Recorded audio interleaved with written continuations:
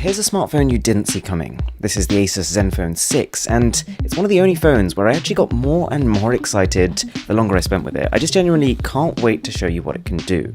As well as a clear plastic case and the device itself. In the box you get a USB Type-C cable, you get an 18-watt fast charger, and you get a pair of above average looking earphones. And here is the device itself, a phone that manages to tick pretty much all the pillars of a good 2019 flagship, but at the same time comes with two standout features that are far more than just gimmicks. My first impression was positive. I don't think it's going to win any beauty awards with its squarish aesthetic, but the phone is encased in glass and definitely feels every bit as nice as the devices it's up against. So one thing I'm thankful for is that as well as doing a couple of crazy things which I'll come to, Asus has made sure they ticked the key boxes. It's using the Snapdragon 855 chip and up to 8 gigs of RAM, so it's up there with the most powerful phones in the world right now. You only have to look at Antutu for affirmation. It's about 30,000 points ahead of my Exynos-based Galaxy S10, and just behind the OnePlus 7 Pro. Oh yeah, and this phone is way cheaper, but I'll come to this as well.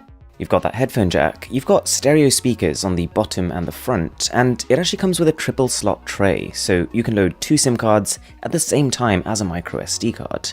Okay, so 2 features. This phone has 2 flagship features that I'd say are compelling enough reasons to want one. The first being this camera module. It flips around, but unlike other implementations that can switch between the front and the back, it's a motorized system designed to give you complete control over the angle, and this leads to some really cool outcomes.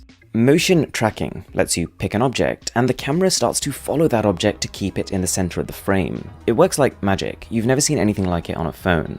On top of that, panorama shots get a bit of a facelift. Say you find a really tall building or an object, one tap on this button and the phone will automatically start panning upwards to capture the whole thing. Oh yeah, and the flip side of this is that you can do the same in landscape mode. The resulting resolution of these shots, 13,440 by 2048. Quite impressive. You can also use the volume keys to adjust the camera angle manually, but I do wish that the module had a constant acceleration. The actual motion is a little juddery, so that kind of restricts what you can do with it. More importantly though, this is thankfully not just a funky looking camera setup, it's actually a really capable one too. The main camera is 48 megapixels, based on the same IMX586 sensor as the OnePlus 7 Pro. You get really powerful high dynamic range and a great looking night mode, which actually takes 16 raw photos and meshes them together. I did a couple of side-by-sides with the OnePlus 7 Pro, and well, let me know what you think. Anyways, that second camera is a 125-degree ultra-wide, and to be clear, 125 really is ultra-wide. It's even wider than the S10's 123, but things get even better. The additional benefit of having this motorized setup is that anything you've got on the rear camera, you can also have on the front, with a couple of exceptions. So that means you get the ability to take mega-wide selfies, you get a laser focus system, which many phones' rear cameras don't have, and you can record 4K video at 60 FPS on the front. The quality blew me away.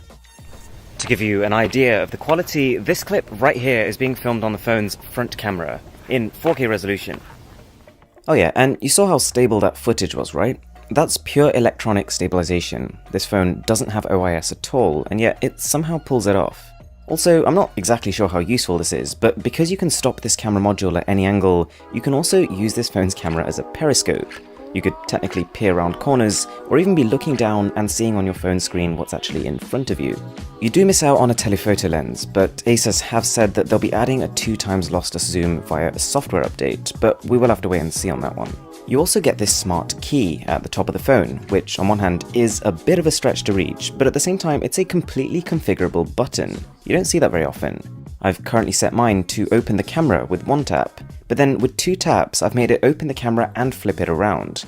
The second headline feature this phone comes with is a 5000 mAh battery. So for some perspective, that's over 10% larger than the behemoth cell on the Galaxy S10 5G, which by the way also has a much larger display. And this is the kind of capacity where it's not a question of whether you're going to get through a day, but whether or not you can get through 2.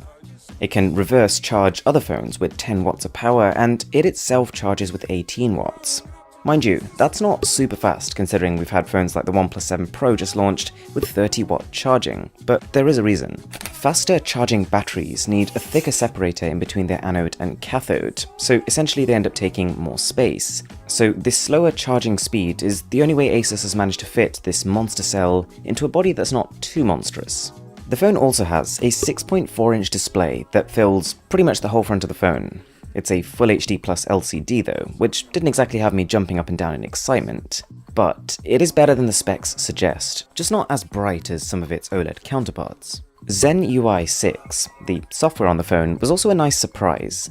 It's much closer to a pure Google aesthetic, and it shows a company that's really listening to what people want. It's based on Android 9, and whilst it's not functionally too different from past versions, you do get some reachability features as well as a dark mode. I like that there's a built-in screen recorder, as well as an outdoor mode, which lets your speaker rack up another 20% volume at the cost of a bit of distortion. Asus is also promising an Android 10 update in the second half of the year. Okay, so a couple of other things worth mentioning about the Zenfone 6. To keep the costs down, there is no IP rating and no support for wireless charging. Neither are deal breakers for me, but still worth bearing in mind. The other thing is pricing, and right now I only have the price in euros, but it's going to start at $499. That's quite a bit cheaper than even the base standard OnePlus 7, the non-Pro model, so this is exciting.